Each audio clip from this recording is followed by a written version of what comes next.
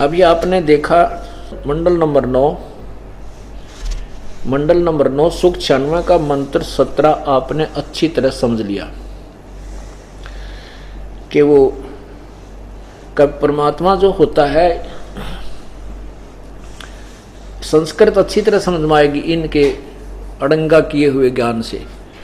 कबीर गिरभी कावेना कबीर संत सोम पवित्र अति अति अति अति रेभन। सोम माने अमर पुरुष।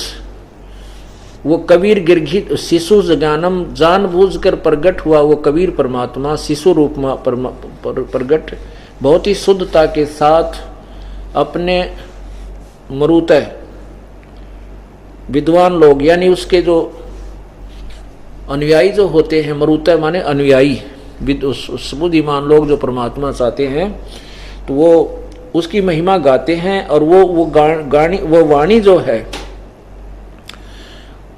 वो जो वाणी परमात्मा अपने महिमा कबीर वाणी जो प्रकट करता है उसको वो कबीर वाणी द्वारा अपनी महिमा प्रकट करता है। और उसी के आधार से उसके जो बहुत बड़ा समूह अनुयायियों का उनकी महिमा सुनता है उसी के द्वारा।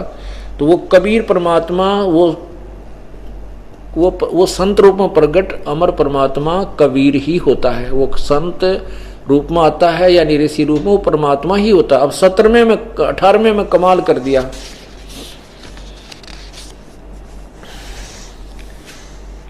ये देखिएगा अध्याय सूक्त मंडल नंबर 9 का सूक्त 96 मंत्र 18। ये है ऋषि मना। ऋषि मना माने ऋषि संत स्वभाव के, यानी जो पुण्य आत्मा होते हैं। जैसे आप लोग ऋषि हैं, आपका स्वभाव साधु जैसा है। भगत हुआ, भगत कहो, ऋषि कहो, साधु कहो, संत कहो, भगत कहो। तो कहते हैं उस ऋषि मना ये ऋषिकृत, उस साधु स्वभाव के भक्तों को जो परमात्मा पाने की इच्छा करते हैं, और वो ऋषिकृत उस संत रूप में प्रगट ऋषि रूप में प्रगट परमात्मा द्वारा लिखी गई जो उनकी सैंसरणित है अर्थात असंख्य वाणियाँ जो होती हैं वो कवि उसके कारण वो अपनी महिमा सुनाता है। इसलिए उसको कवि की पदवी दे दी जाती है। लोग उसे कवि कहने लग जाते हैं, लेकिन वो परमात्मा वो संत रूप में प्रगट वो परमात्मा पूर्ण ब्रह्म ही होता है।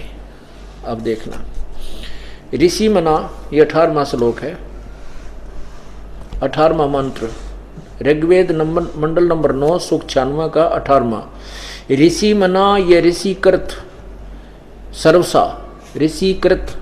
सर्वसा सहसर अणिथ पदवी कवि नाम तृतीयम धामम महिषी शिशन संत सोम विराजमानु राजती सटूप।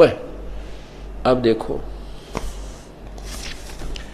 इसका अनुवाद इन्होंने कहा है कि सोम बिल्कुल ठीक है। सोम माने सोम स्वरूप परमात्मा, अमर रूप परमात्मा,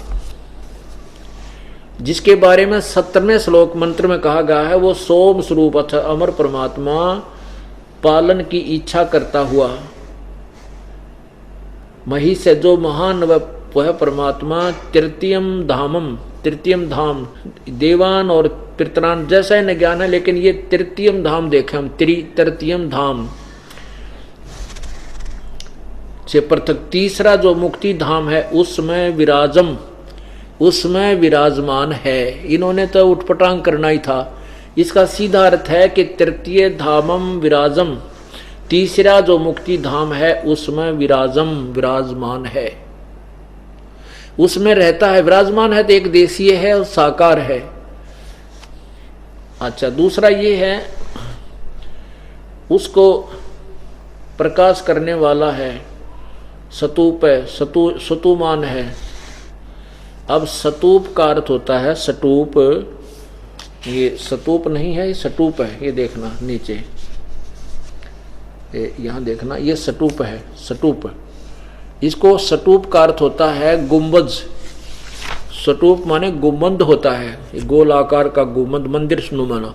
तो इसका अर्थ है वो परमात्मा उस तीसरे धाम यानी सतलोक में एक बहुत ऊंचे सिंहासन पर एक स्तूप माने उसमें एक गुम्बद के अंदर विराजमान है, तेजो में शरीर युक्त है, विराट है।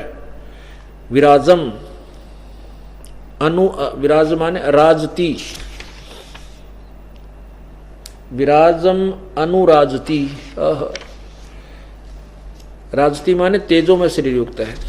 इसका अर्थ ये बनता है जो इस दास ने किया है, क्योंकि जिसको मौखिक वास्तविक ज्ञान नहीं सृष्टि रचना का, तो वो किसी भी सदग्रंथ का अनुवाद नहीं कर सकता। जैसे रामायण का मौखिक ज्ञान नहीं जिस व्यक्ति को, विदेशी व्यक्ति को, और उसने हिंदी सीख ली हो किसी तरह, चौपाइयाँ पढ़कर वो उसका अनुवाद नहीं कर सकता जब तक उसको रामायण का पूर्ण मौखिक ज्ञान ना हो।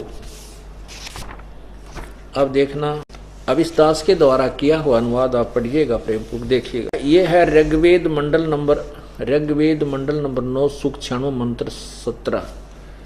ये है शिशुम जगानम हरियम तम मर्जंती सुबंती वहीन मरुति गणेन कबीर गिरभी कावेना कबीर संत सोम पवित्रम अतेति रेभन। क्या अर्थ है? पूर्ण परमात्मा हरे शिशुम मनुष्य के बच्चे के रूप में जगानम जानबूझकर प्रकट होता, अर्थात अपने तत्व ज्ञान को तम मन उस समय मर्जंती निर्मलता के साथ शुभंती उच्चारण करता है। वही ने प्रभु प्राप्ति की लगी विरह अग्नि वाले मृत्य माने भक्त, गणेन माने समूह, बहुत बड़े भक्त के समूह के लिए काव्यना कविताओं द्वारा, कविताओं से पवित्रम अति एति अत्यधिक वाणी निर्मलता के साथ कबीर गिरभी, कबीर वाणी। अब कबीर गिरभी, कबीर वाणी, हम इसको कबीर वाणी लिखने लगे। कबीर वाणी द्वारा रेभन ऊंचे स्वर से संबोधन करके बोलता है। कबीर संत सोम, वह अमर पुरुष अर्थात सतपुरुष ही संत अर्थात ऋषि रूप में स्वयं कबीर देव ही होता है, परंतु उस परमात्मा को न पहचान कर उसे कवि कहने लगते। आगे प्रमाणित होता है